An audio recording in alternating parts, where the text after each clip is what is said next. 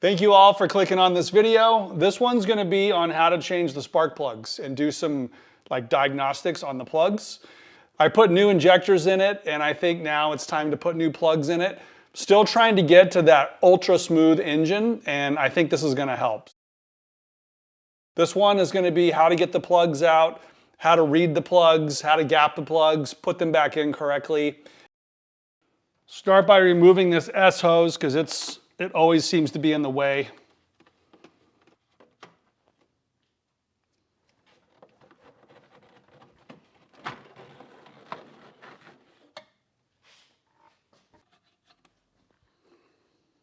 Spark plugs are down here. So this is number 3, number 2, and number 1.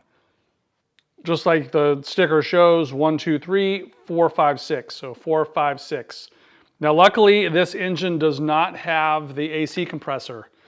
Normally it sits on this pedestal. I am going to be putting it back. I just need to get all new AC lines.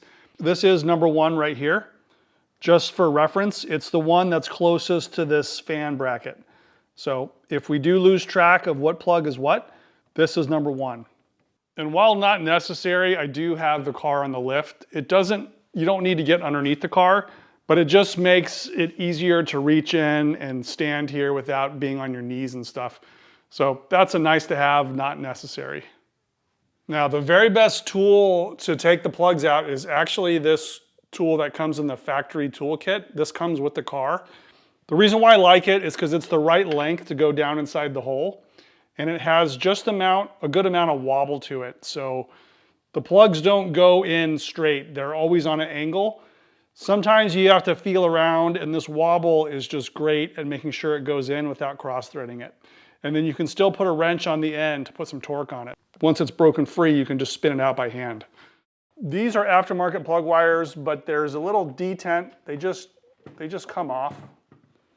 You can do one at a time if you like, but if you know the rotation here on the distributor, it's easy to put them back. Plus the lengths are specific to each plug. So when this is fully seated on the plug, it goes in about that far. It's probably, maybe 5 millimeters proud of the valve cover.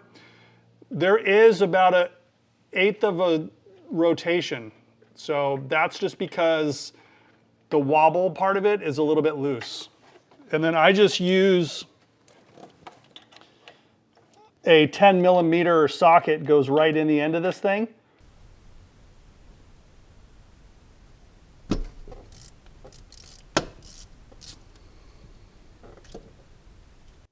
These are long reach plugs, so it takes a lot of turns to get them out of the head.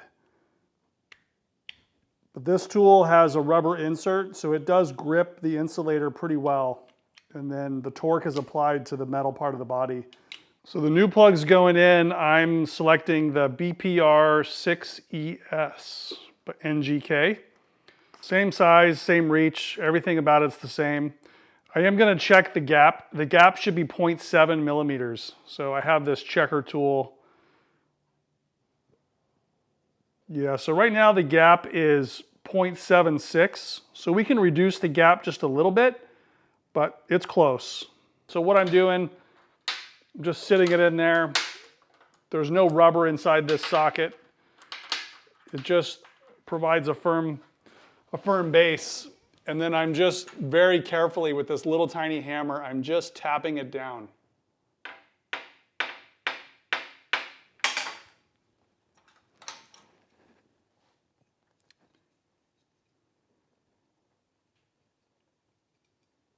And that's it right there. Perfect. If you go too far down, it's easier to use this tool to bend it up, but I don't like putting tools in there. I don't want to touch the insulation or break anything. It's tricky to get pliers in there, so that's why I just use that little hammer. But we'll go ahead and adjust all these to the same 0.7 gap and put them in the car.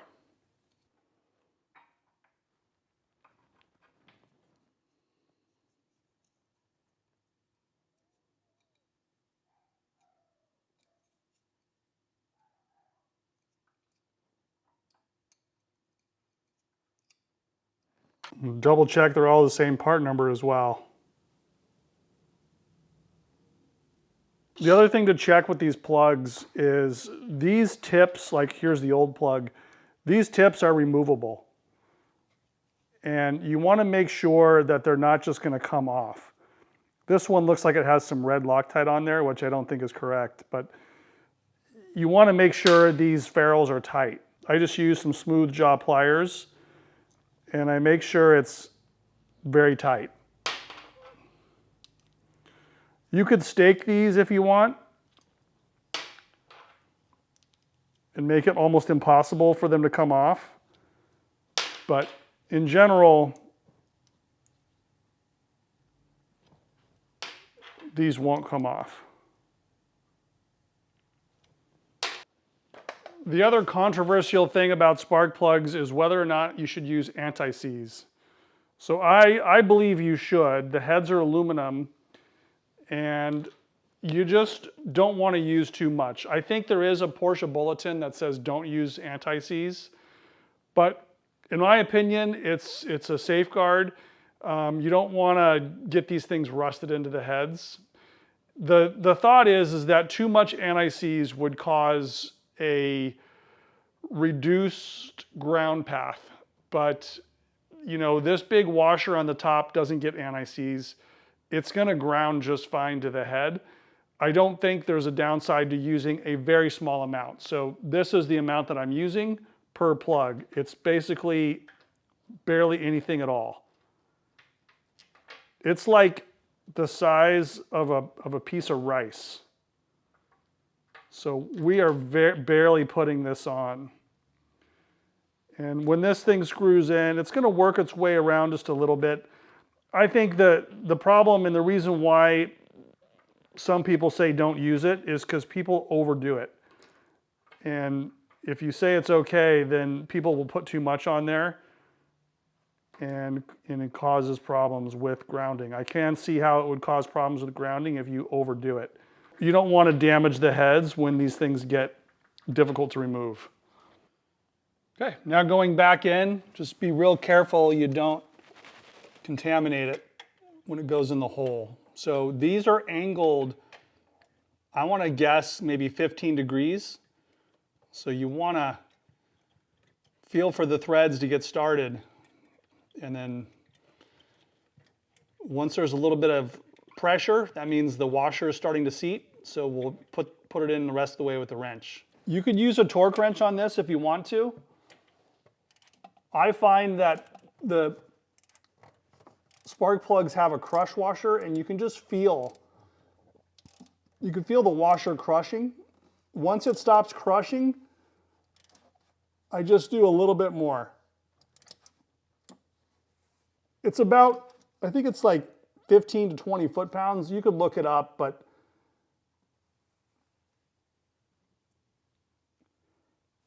to me that's perfect. I don't, you know, make them really tight, but you have to feel for that crush washer to seat. That's what creates the seal. And depending on if the plug has been newly installed or it's been in and out a few times, the feel will be completely different. You want to get that sensation of the crush washer. Just as it stops crushing, you just go a little bit more. Okay, that's it for this side. You could do a little bit better job with cable management with some zip ties and things, but this is the factory bracket. It should have a tie down on that, but this is just for now, it's just flopping around. It doesn't really affect the performance. It just looks a little ugly. The other thing to be mindful of is there is an air seal. So you want that little disc to go down inside the valve cover. So yeah, that prevents, you know, dirt from going in and air from coming out. And this side's the same exact thing. You can take the air box off if you want. I'm probably not going to take it off because it's so hard to get it reattached. And these AC lines will just move out of the way. They're just totally loose. We can manipulate those out of the way, but that's all that's left on this side. This side is justified back a little bit, so you don't have to reach as far back, but you do have some obstructions, like I said, with the air box and the AC lines. Now these plugs angle a different way. So they angle, you know, towards the front of the car, whereas on the driver's side, they angle towards the rear of the car.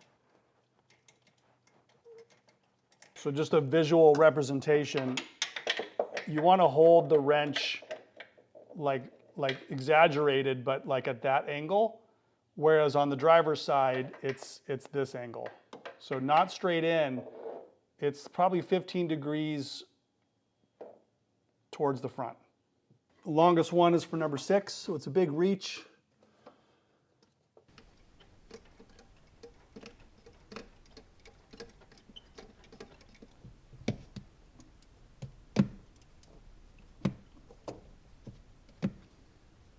Remember, these have the same angle to them, so they angle forward.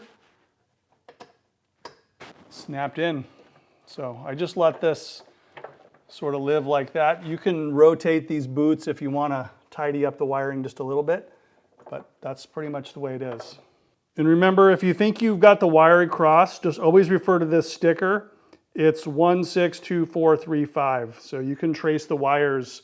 If you remember which one was number 1, as we noted before we took it apart, you can always, get back to where it was before using this sticker. So I'm going to leave the S-hose off and do a test drive. I may come back and replace the cap and rotor depending how it drives. I just want to do a comparison before we replace too many things at once. Another thing you can do when it's pitch black inside is you can spray a fine mist of water.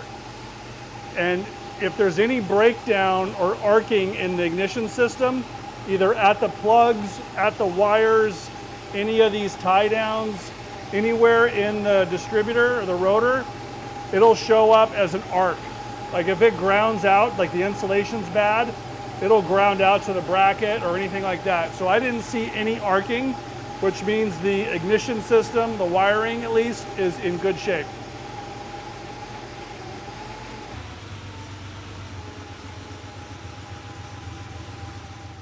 Test drive went well. I noticed that it idles a bit smoother and the low speed smoothness is improved. That's kind of what I've been after.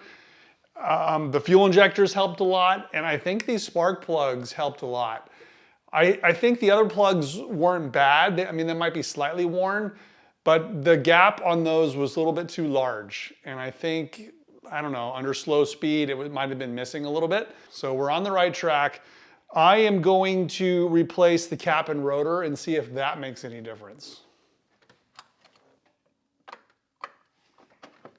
So just a simple flat blade screwdriver and a quarter turn, and this guy just comes right off. If you just yank on the rotor, it also lifts off.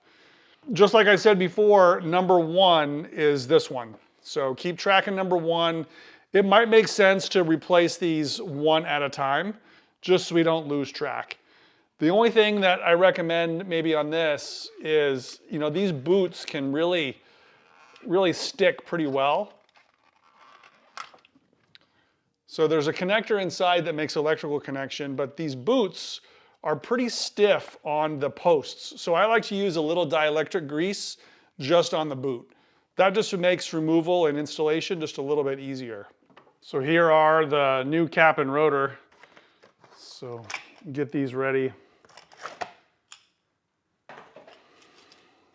Looks like it's the right one. So I'm going to use this dielectric grease, like I said, and just, put a little bit on each of the posts.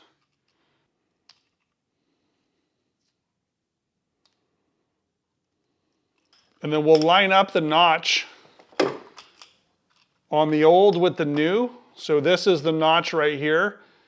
And this is the opposite side, which is like a little bit of a receptacle. So this means that number 1 is going to be this one, because that's what it was on here. So I'm just going to transfer these, one by one and try to maintain the direction. So sometimes it's a tight fit. This is number 6. Click. Click. This is where it starts to get a little crowded, so just make sure they all fit. The way I have it routed, you know, these two kind of cross over each other and this one goes in between. And then this one has to fit in the center still. So it's definitely crowded. Okay, the other important thing to note here on the distributor is that this has, you know, some weights down inside there and an advance mechanism. So we want to make sure that this is moving freely and it's not stuck. The ignition on this car is controlled by the computer. So all the ignition advance and timing is controlled by the ECU. However, you'd still need the distributor to send the spark to each of the different cylinders. So the spark comes in from the center and then it goes through the rotor and then it gets distributed to each of the different positions. So it's important that this rotor tracks the advance roughly. So the width of the rotor is pretty wide here, and that means that it has to be in the right position to fire the spark across the gap between the rotor and the cap. So this mechanical advance is basically just a phasing system. So it just wants to be in the right position so it can easily jump across the gap. If it gets to either side or if it gets to either retard or advance too much, then it makes it harder for the spark to jump across the gap. That's why these advanced systems have to work. And it's, you know, it's pre-calibrated at the factory. There's no adjustment here at the distributor. You can't rotate anything to advance or retard or trick the computer. But while we're here, there's a little felt pad. We can pull that felt pad out, drop a little bit of oil down the hole, just like you would for a mechanical advance, and make sure that it stays lubricated in the future. Here's what that little felt cover looks like. I just used some needle nose pliers and an ice pick kind of thing and just pulled it out of there. And I'm gonna put in like 2 drops of this lightweight 3-in-1 oil. It's a good preservative and it's gonna lubricate those advance weights so it just stays in phase, like I said. So you don't need to overdo this because you don't want to contaminate the cap. So I'm just gonna count these drips.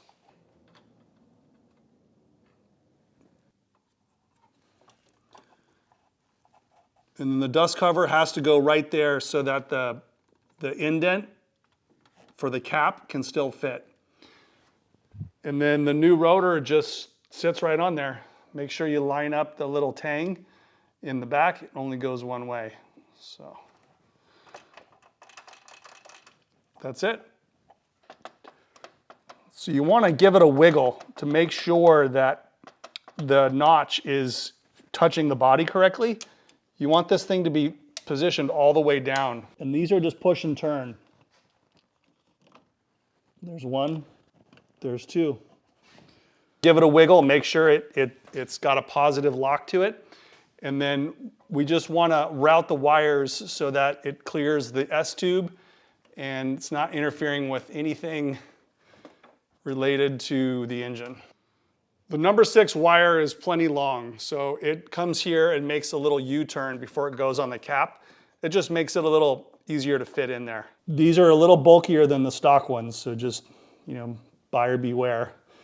That test drive also went well. I actually didn't notice an improvement in the drivability or the smoothness with respect to the distributor cap and the rotor, but that's okay. That just means I have 2 good sets. And I'll keep one as a spare for long trips and stuff, but it doesn't hurt to leave the new one in. All that's left is put the S-hose on. So I just drove in head first, done with the engine bay. I'm really happy with the way it's driving. That covers pretty much everything we can do in terms of ignition system. There are some tweaks to the ECU and chips and stuff, but we're not gonna cover that in today's video. This is basically just a tune-up. The one thing we can do is take a closer look at the plugs that we removed and see if there's any clues inside the plugs. So to correctly read the spark plugs, you're supposed to do it in a controlled way. If just driving it in the garage under normal city driving is not a great way to check the plugs. Normally, you want to drive the car under heavy load because that's when the damage can occur. You get the highest temperatures, You get the highest ignition timing. You potentially have air-fuel ratios at high RPM if you're running out of fuel. So those are the kind of things that you really want to do when checking the plugs. However, we'll still take a look at the plugs that I removed from this car. I'll show you what to look for, and there's better articles than I can explain. So I'll put a link in the description below for one of the articles that I like, and of course there's tons of YouTube videos too. So to get these apart, I just use, I took it outside with my cutoff tool, and I've cut along the base. I took that crush washer off, and then we'll try to get a peek at the insulation. So this is completely removed.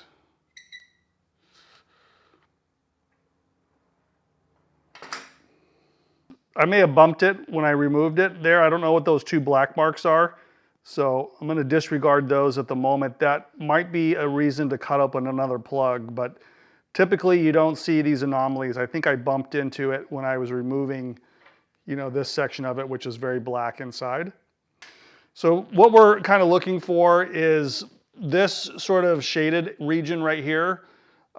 This dark black is most likely due to oil getting through, which on an air-cooled engine, it's a flat 6. It typically gets oil going through.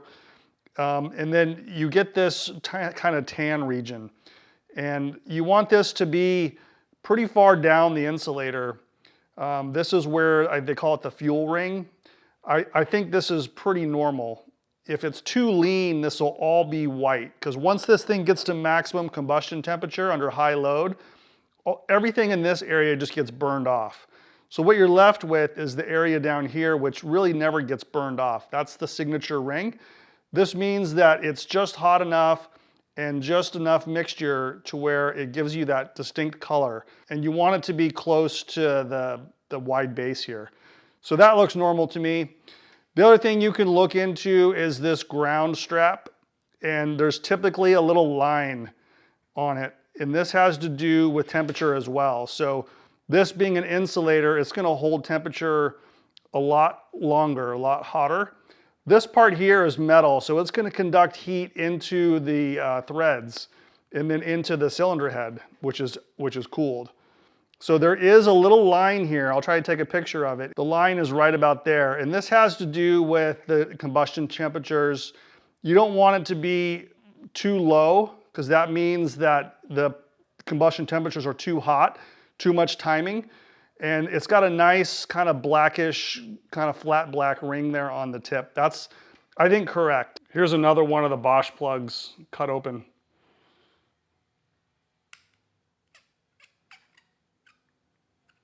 Try to make sure we don't nick it this time.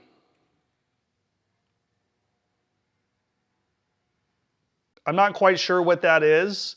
It could have been a piece of carbon got loose and got wedged in there. Typically, if there's detonation, the carbon will just turn into little specks. So you don't want to see black specks or shiny metal specks on this part of the insulator. If you see metal on this insulator, that means your piston or your valves are vaporizing and depositing on the insulation. So that obviously would be bad. It's this region right here. You want to make sure there's enough fuel so there's some coloration on this. If it's all white all the way to the bottom, that means not enough fuel. Some of you guys may remember that I said I would do an alignment video, and I'm working on it right now. I just need to do some modifications to the fixture because it's not sitting correctly on this car. So it requires fabrication. I'm basically filming 2 videos today, but I should be ready with this alignment system to check that front suspension after we redid the bushings. So stay tuned.